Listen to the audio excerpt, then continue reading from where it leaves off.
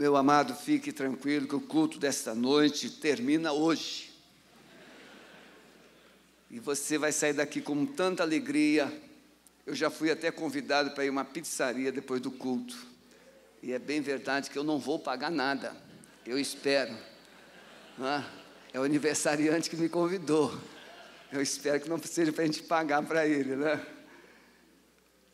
O que falar hoje, diante de uma chuva que persiste em Curitiba há mais de 2 meses, e hoje os céus choram de emoção por ver vocês aqui. Essa chuva de hoje, ontem fez um sol tão lindo lá, e hoje essa chuva desde cedo, mas olha quanta gente veio aqui para glorificar a Deus. E eu fiquei pensando e orando durante a semana. Hoje pela manhã nós falamos sobre a alegria da salvação, alegria nos céus quando um pecador se arrepende. E agora nós vamos trazer uma palavra também bem rápida sobre tão grande salvação. O que é salvação? Às vezes as pessoas, esse negócio de crente, você precisa ser salvo. Salvo de quê? Você precisa entender que um dia Deus fez um homem chamado Adão, e dele formou Eva, e esse casal vivia intimamente com Deus. Isso é estar salvo, viver em comunhão íntima com o Pai. A Bíblia diz que Deus visitava Adão e Eva todos os dias, na viração do dia, e conversava com eles. Não precisamos conjecturar como é que Deus fazia isso. O que importa é que Deus fazia uma visita. Tente imaginar Deus visitando a sua casa todos os dias e batendo um papo com você. Talvez Deus perguntando assim: e aí, Adão, a Eva que eu fiz, está funcionando? Talvez Deus perguntasse a Eva: Eva, Adão está te honrando? E Deus conversava. Adão, a Bíblia diz que Deus mandou ele cuidar do jardim. Deus poderia dizer: Adão, você está cuidando bem do jardim? Tem algum problema, Adão? Está faltando alguma coisa? E Deus conversava e Adão se reportava. Adão conversava e falava com Deus. Mas um dia entrou o que nós chamamos de pecado. O que é pecado? É um desvio, é sair da rota. Pecado é aquilo que separa o homem de Deus. Seja verbal, seja por ação, seja por comissão ou por omissão, o pecado é aquilo que separa o homem de Deus. E você vai entender bem o que é pecado quando você faz algo contra alguém e essa relação é rompida. As pessoas param de se falar. Vem uma tristeza, vem um constrangimento, surge uma muralha, e as relações são interrompidas. Não acontece isso entre as pessoas? Um mal-estar por algo que foi feito ou deixou-se de fazer, e essa relação é rompida, e surge um constrangimento, uma tristeza, e as pessoas não se falam. Para muitos ainda chega ao ponto de dizer: para mim fulano morreu. E é exatamente isso que acontece. A Bíblia diz que o salário do pecado é a morte. Então, quando nós falamos de salvação, nós falamos de um Deus poderoso, criador dos céus e da terra, que decidiu restaurar essa relação dele com você, que você quebrou. E ele fez isso mandando Jesus. O próprio Deus se torna gente. Nasce de Maria, o Jesus, que é o Cristo, ou seja, o enviado de Deus, ungido de Deus, e o seu nome será Jesus, porque ele salvará o seu povo dos seus pecados. Então Jesus Cristo é o enviado de Deus para salvar o homem perdido nos seus pecados. Isso é salvação. É quando o homem, convencido pela palavra de Deus, pela ação poderosa do Espírito Santo, que ele ouve a mensagem, o Espírito Santo produz nele uma fé, e ele então entende duas coisas. Primeiro, eu sou pecador, e como pecador eu estou afastado de Deus. Não, pastor, eu nunca estive afastado de Deus. Sabe por que você pensou assim? Pensa, porque você confunde religião com Deus. A religião, ela é um sistema que você criou, ou que você adotou, onde você vai e faz coisas. E aí você diz, eu já tenho a minha religião. Mas você continua com o mesmo coração. Você continua carregando as mesmas frustrações. Continua prisioneiro do mesmo passado. Continua cativo das mesmas relações, ou vícios, ou hábitos. Mas Deus não, é diferente de uma religião. O Deus Todo-Poderoso se torna Jesus, homem, e esse Jesus, homem, vem viver como você viveu e vive, e ele então vai na cruz e morre no seu lugar. Esse é o pagamento da salvação. Porque o salário do pecado é a morte, mas o dom de Deus é Cristo, para te trazer vida eterna, que havia sido perdido por causa do pecado. Então, nossa palavra, eu quero que você entenda, salvação, não é possível ter salvação sem ter Jesus como Senhor da sua vida. Porque o Jesus Deus, que morreu, ressuscita. Quando morre, ele paga o preço da dívida, e quando ressuscita, ele traz a vida que o pecado outrora roubara, ele traz a vida de volta, e ele te oferece vida eterna. E ele diz assim, a vida eterna é esta, que te conheçam a ti só como único Deus verdadeiro, e a Jesus Cristo a quem enviaste. Então, o que é vida eterna? O que é salvação? É você ter Jesus como Senhor e Salvador da sua vida. Então, a nossa palavra, ela vem de um homem chamado Nicodemos. Está lá em João capítulo 3, Evangelho de João capítulo 3.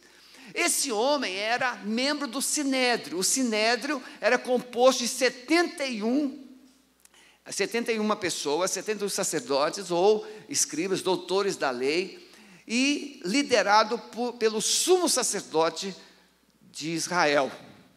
E esse Sinédrio representava então o governo religioso e civil de Israel diante de Roma. Eles que julgavam as causas do povo.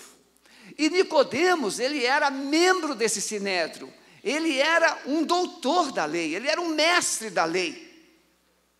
E então ele vai de noite ter com Jesus, e ele diz assim, mestre, ninguém pode fazer, sabemos que és de Deus, porque ninguém pode fazer as coisas que tu fazes, se Deus não for com ele. E aí Jesus surpreende Nicodemos com essa expressão, você precisa nascer de novo. Imagine você chegar para Jesus e você fala assim, Jesus, o Senhor é maravilhoso, o Senhor é poderoso, o Senhor ressuscita mortos, o Senhor ensina a lei, o Senhor ensina a palavra de uma forma tremenda. Senhor Jesus, eu nunca vi nenhum outro líder espiritual fazer as coisas que o Senhor faz. O Senhor deve ser de Deus, não tem como não ser. E aí Jesus olha para você e diz assim, você tem que nascer de novo. E aí, você entendeu o quê? Nada. Sabe por quê? Porque Jesus dá a resposta segundo o coração de quem fala. Quem era Nicodemos? Doutor da lei, mestre da lei. Nicodemos estava tentando tirar de Jesus um elogio, um reconhecimento, porque ele, como doutor da lei, ele estava acostumado a fazer coisas. E aí, obviamente, ele queria a semelhança daquele mancebo de qualidade. Bom mestre, o que eu hei de fazer para herdar a vida eterna? E Jesus diz assim: Nicodemos, você tem que nascer de novo. Porque lá no coração de Nicodemos, ele queria saber: Senhor Jesus, eu já sou mestre, eu já sou professor religioso, eu já faço tudo certinho, eu cumpro a lei direitinho, eu sou um camarada cuidadoso, zeloso. Então, falta ainda alguma coisa para eu ter essa salvação que o Senhor fala? E Jesus disse assim: você tem que nascer de novo. E aí Nicodemos vai mostrar sua ignorância espiritual, sendo professor, sendo mestre, sendo doutor, ele vai mostrar, revelar sua ignorância, quando ele diz assim: mas Senhor, como é que eu posso nascer sendo velho? Vou ter que entrar de novo no ventre da minha mãe?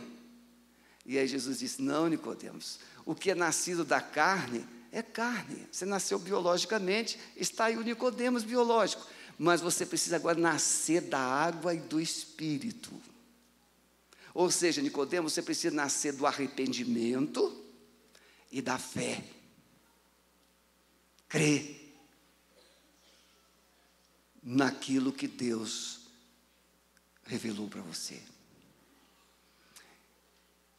E ele vai dizer então: olha, o Espírito, ele é como o vento. Alguém aqui já viu o vento? A gente não vê o vento, mas sente o vento.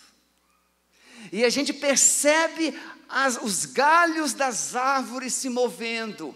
Você percebe a brisa te tocando. Você não vê o vento, mas você o sente, o percebe e vê a ação dele. Assim é o Espírito Santo. Você não vê, mas você percebe quando ele começa a agir na sua vida, convencendo, te alegrando, te dando paz, te dando direcionamento, te dando convicção de que você precisa da graça de Deus.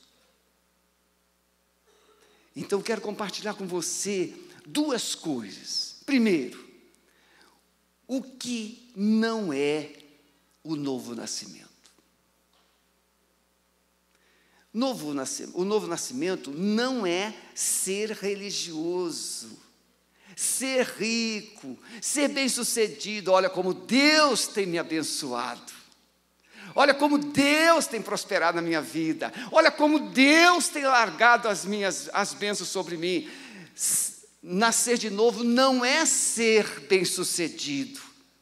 Não é ser religioso e como religioso você achar que Deus está abençoando você. Não é isso. O novo nascimento não é também ocupar uma função eclesiástica ou espiritual. Não, porque eu sou pastor. Tem muitos pastores que vão se surpreender no dia do juízo. Vão direto para o inferno. Não sou eu que estou falando, não. Jesus, Mateus 7. Muitos dirão naquele dia: Senhor, Senhor. E eu direi: nunca vos conheci. Mas Senhor, nós profetizamos, nós fizemos milagres, nós expulsamos demônios. Apartai-vos de mim, vós que praticais a iniquidade. Falar de Jesus, fazer maravilhas ou milagres, não impressiona Deus. O que impressiona Deus é você reconhecer que é um pecador miserável, perdido, e olhar para a cruz e reconhecer que aquele é o seu Salvador. É isso que impressiona a Deus. Esse é o Evangelho, não é uma religião. Então, o que não é novo nascimento? É ocupar uma função eclesiástica, ocupar algum tipo de cargo, ser professor, ser líder religioso ou espiritual, ser alguém profundo, um profundo conhecedor das Escrituras. Irmão, não se espantem. Tiago diz: tu creres em Deus, fazes bem, porque até os demônios creem. Ninguém aqui crê mais que o diabo na Bíblia. Ninguém aqui, nem eu. Agora, Tiago diz que ele não obedece.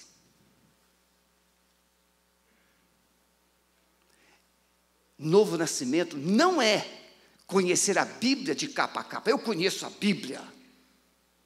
Você não está dizendo nada. Então, tudo isso que eu disse não é nascer de novo. Pertencer a uma igreja não é nascer de novo. Conhecer as Escrituras não é nascer de novo. Ser líder espiritual não é nascer de novo. Então, o que é, pastor, nascer de novo? Radicalmente nascer de novo. Eu lembro do domingo que eu entrei na igreja, eu era uma alcoólatra. Eu vivia 22 anos, vivia nas baladas, e entrei naquela igreja, e para eu ficar 1 hora sem fumar, eu tinha que engolir uma bala atrás da outra, uma bala atrás da outra, uma bala atrás da outra.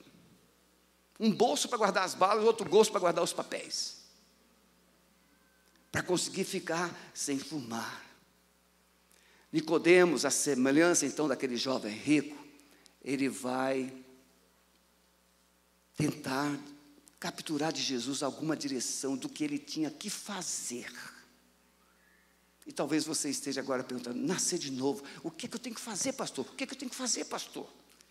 Veja bem, o novo nascimento é obra do Espírito Santo.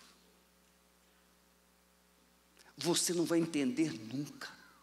Alguns aqui sabem muito bem o que é nascer de novo, porque sabe a coisa que era antes de conhecer Jesus e o vaso que se tornou. Oh, glória a Deus. Pode dar um glória aí.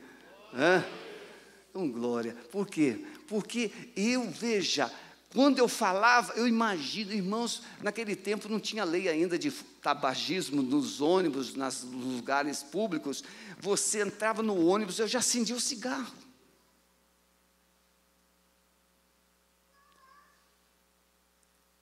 Jesus liberta, transforma, Ele purifica e dá um novo coração. Não tem como explicar, simplesmente Ele faz. Você tem como explicar o espermatozoide, o óvulo, aí nasceu você. De bilhões, nasceu você, o campeão. Fala aí para o seu irmão assim, você é o campeão. Você chegou. Tem aí milhões de pessoas, mas poucos serão salvos, porque poucos querem chegar ao pé da cruz e dizer, eu sou pecador. Então, o novo nascimento é obra exclusiva do Espírito Santo. Jesus diz assim para Nicodemos,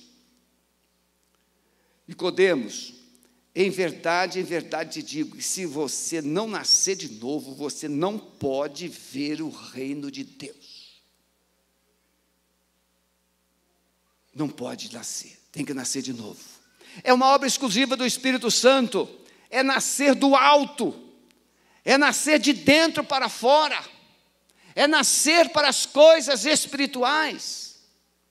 Primeira condição para o nascimento, reconhecer-se pecador, perdido.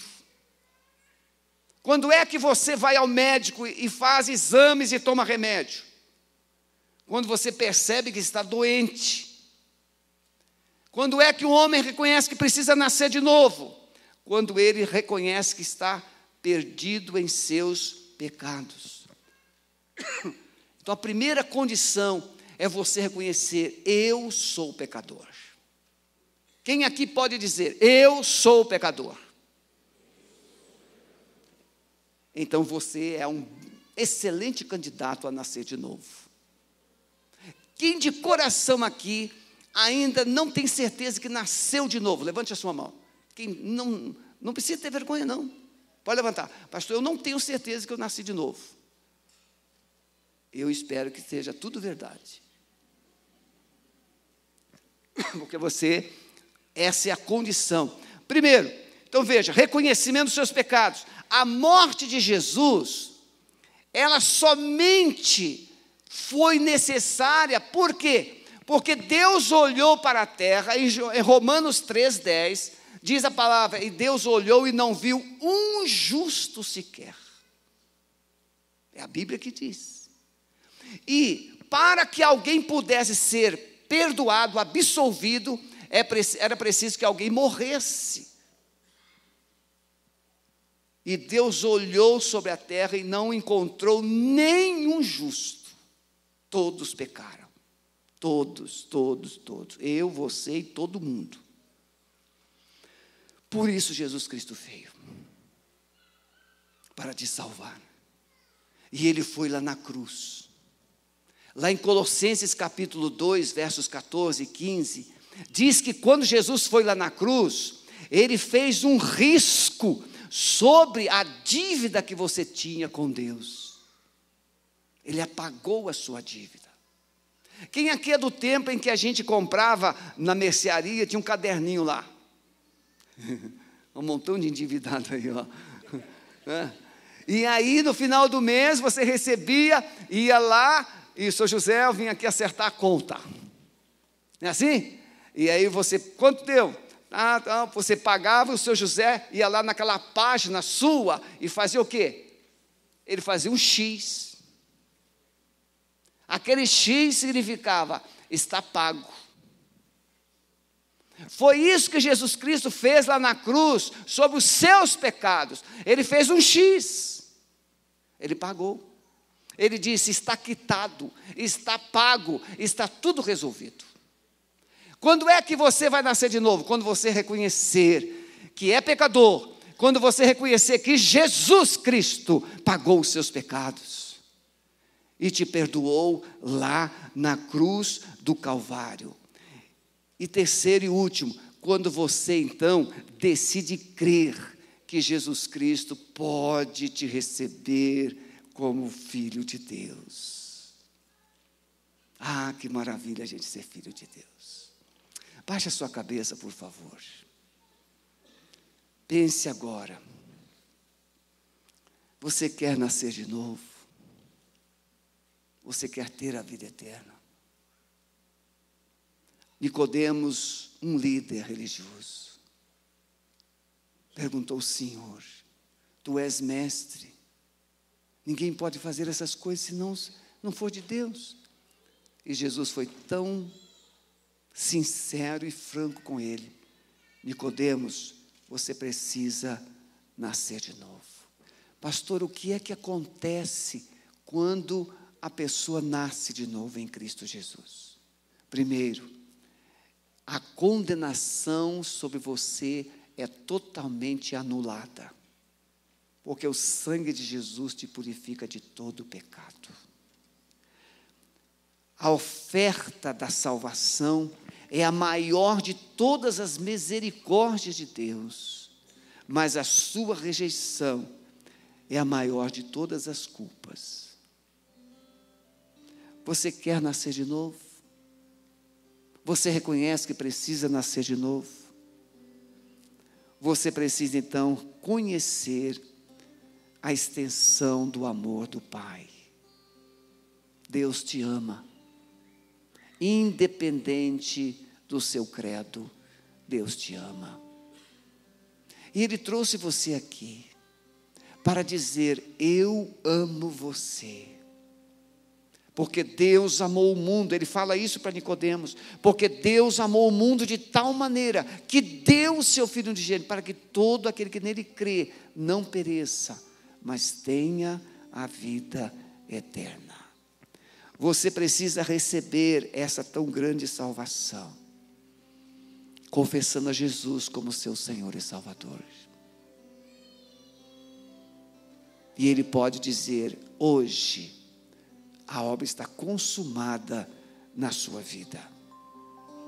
É uma oportunidade que Deus está dando a você. Ele diz assim, todo aquele que crê, todo, a oportunidade é extensiva a todos, todo aquele que crê, é pessoal, todo aquele que crê, é pessoal. Por quê? Porque Deus não quer que você seja condenado, para que todo aquele que nele crê não pereça, mas tenha a vida eterna. Você nesta noite precisa convidar Jesus para ser o Senhor do seu coração, para ser o Senhor da sua vida.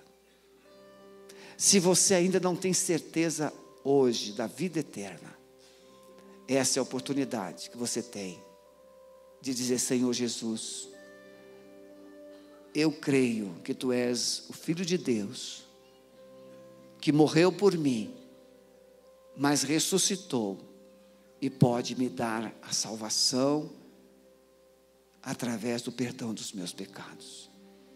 Que Deus te abençoe e que Ele te ajude a tomar essa decisão.